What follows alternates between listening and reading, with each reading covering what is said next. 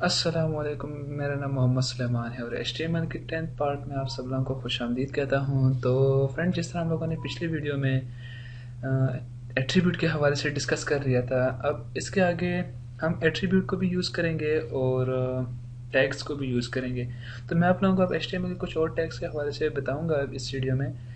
जैसे कि हम वीडियो कैसे वीडियो कह रहा हूँ, हम इमेज को कैसे लेकर आएंगे HTML टैग के थ्रू, और भी बहुत सारे टैग डिस्कस करेंगे। लेकिन चलिए, सबसे पहले मैं आप लोगों को HTML के उस इमेज टैग के हवाले से बता देता हूँ। तो मैं इसको जो पिछली वीडियो में जो मैंने बताया था उसको मैं रिमूव कर रहा हूँ।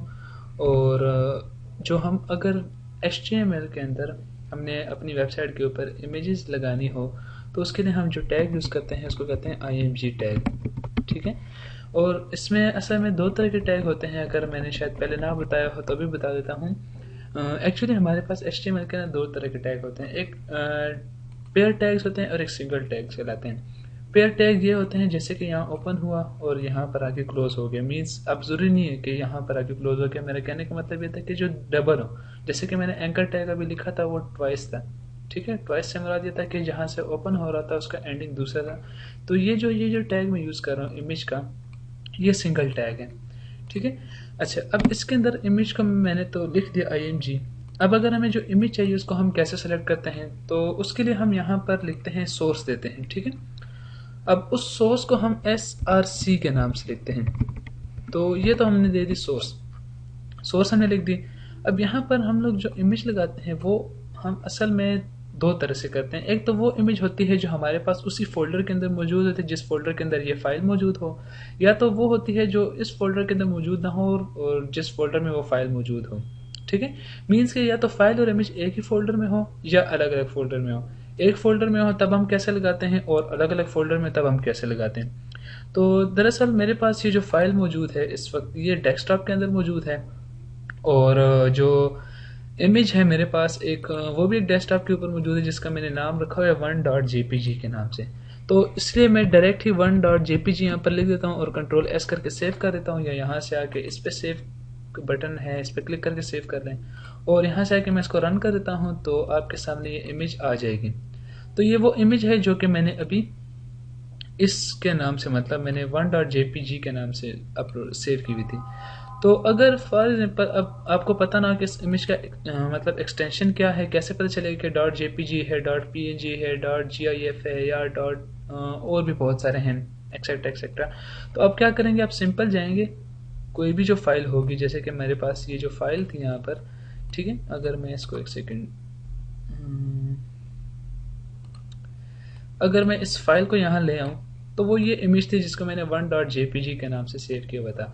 अब इसके ऊपर क्या करें, राइट क्लिक कर दें, प्रॉपर्टीज में जाएंगे और यहाँ से आप उसके देख लेंगे एक्सटेंशन ये होगी, नहीं तो फिर यहाँ पर लाजमी दी होगी 1. देखिए .jpg। तो ये तो आप लोगों को पता चल जाएगा कि आप लोगों ने अब जो इमेज होती है वो मतलब कि उसका जो क्या कहते हैं, एक सेकेंड में इसको ज़रा एडजस्ट कर लूँ।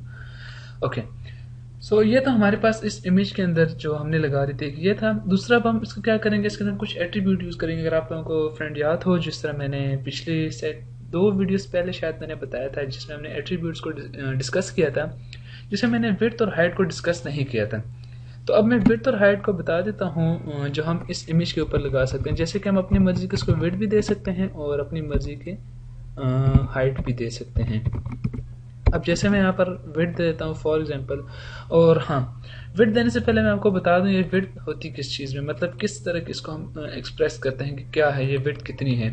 एक्चुअली हमारे पास विड्थ 2 तरह की होती है, बल्कि 3 तरह की होती है, लेकिन जो मैं ज़्यादातर यूज़ करता हूँ वो एक ही मेथड में ज़्यादा यूज़ करता हूँ और वो भी आप लोगों को बता देता हूँ जो कि मोस्टली कॉमनली यूज़ होता है। वो है हम इमेज को पिक्सल में लिखते हैं, विड्थ और हाइट को जो हम देते हैं ना पिक्सल में। ठीक है, तो हम क्या कर देंगे, हम सिंपल में कह दूंगा जैसे कि 400 पिक्सल और हाइट में दे दूंगा 300 पिक्सल। अब मैं Ctrl+S करके सेव कर देता हूँ। जैसे ही मैं ब्राउज़र पे आके रिफ्रेश करूँगा तो देखिए इमेज की जो विड्थ और हाइट है वो चेंज हो जाएगी, जो हमारी रिक्वायरमेंट के मुताबिक है उस तरह से एडजस्ट हो जाएगी।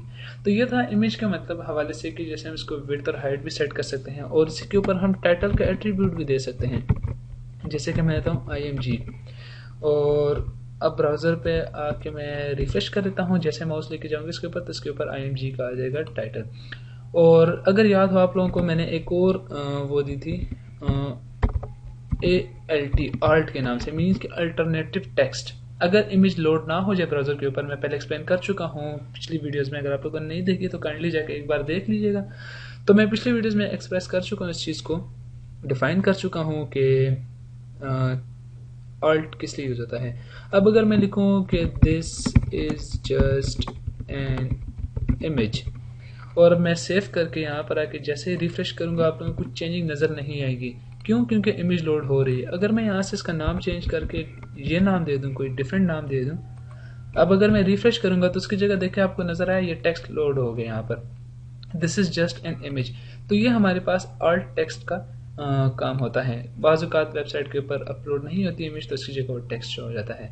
तो उम्मीद करता हूँ फ्रेंड आप लोगों को चीज़ समझ आ गई होगी। मिलते हैं अगली वीडियो में और मेरे चैनल को ज़रूर सब्सक्राइब कीजिएगा